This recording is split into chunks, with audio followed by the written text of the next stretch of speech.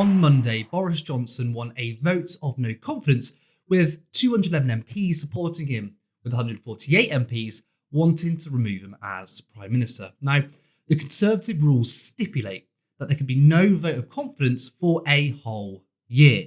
Some backbench MPs are looking at ways to change the rules to get another vote within months. Now, let's be honest, Boris Johnson is on thin ice because even though he won the vote of no confidence, there was a significant amount of Tory rebels. Now, if we look back in history, Margaret Thatcher had a vote of no confidence too, and she won it, and she also won by a bigger percentage than Boris Johnson, yet she still resigned. Theresa May, again, she won a vote of no confidence, and it was again a bigger percentage than Boris Johnson, yet 6 months later, she was gone. I'm starting to think there's a pattern here with Tory Prime Ministers. Now, I don't expect Boris Johnson to go without kicking or screaming.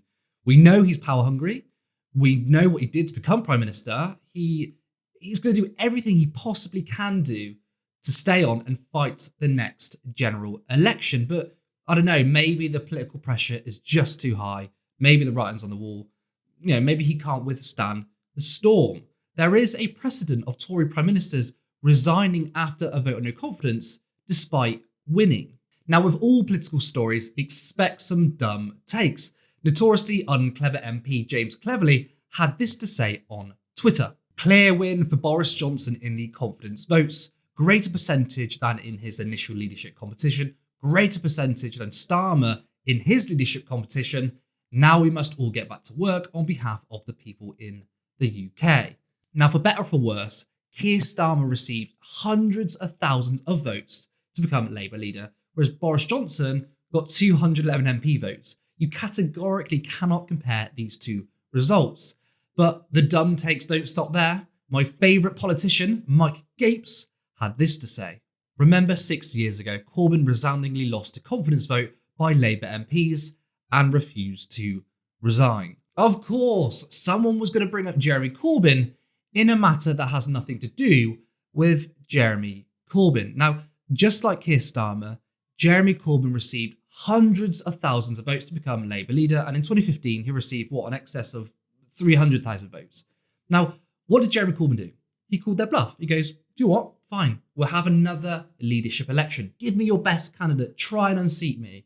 Now, the Labour right, the best they could do was come up with Owen Smith. If you don't know who Owen Smith is, well, that just proves my point, doesn't it? Anyway, in the second leadership contest, Jeremy Corbyn received a greater percentage of the vote than he did the first time. So his leadership position was actually solidified and he came out stronger.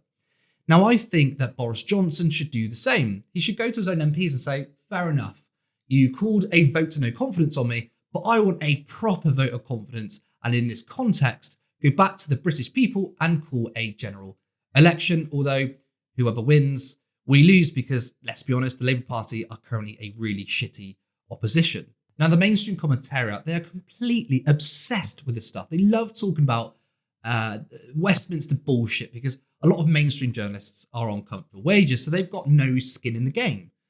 But for the rest of us who desperately need transformative policies, they're not being offered by either major political party. No major political party are up to the huge challenges we face. Now, Boris Johnson winning is the exact result the Labour Party wanted. So let's say that Boris Johnson was replaced and he was replaced by a competent Tory Prime Minister. And I'm using quotations here because I don't think there's particularly many competent Tory MPs. But let's say he was replaced by a competent Tory Prime Minister. That's Labour's strategy thrown out the window because they're supposed to be the competent ones. Now, I'm using quotation marks for them as well because despite Keir Starmer promising that he was going to be super competent and he was going to take Labour to victory, he's actually been incredibly incompetent. So off the back of Boris Johnson winning this confidence vote, I wouldn't say he's gifted, but he's made the Labour Party somewhat electable. And that is incredibly embarrassing because the state of the Labour Party is so poor that it hinged upon a clown winning a vote of no confidence. And the battle of ideas is the exact terrain the Labour Party doesn't want to fight because they've actually moved to the right on several key policy areas, including the economy. When it comes to the increased cost of living, and especially on energy prices, the Labour Party said, okay, we're going to offer energy discounts. But then the Tories outflanked them to the left and said, okay, we can offer even higher discounts. When it came to corporation tax a few years ago, Rishi Sunak said, we need to increase the corporation tax rate. The Labour Party said, no, now is not the time, we should be doing this. And then recently, Rachel Reeves has called an independent investigation onto the spending commitments of the Tories. Like, that is the attack when the Tories are supposed to be put on the Labour Party. You know, you're spending too much, not the other way around. It's absolutely mind-boggling. Now, I personally wanted to see Boris Johnson go, but at the same time, knowing that he would just be replaced by another Tory Prime Minister, and also the current state of the Labour Party, you know, they look far too similar to the Tories. So there's just no real opposition. And once again, this has exposed our political system. It's not fit for purpose. And all of the possibility for real political change, as always, has existed outside Westminster and exists in the hands of the people.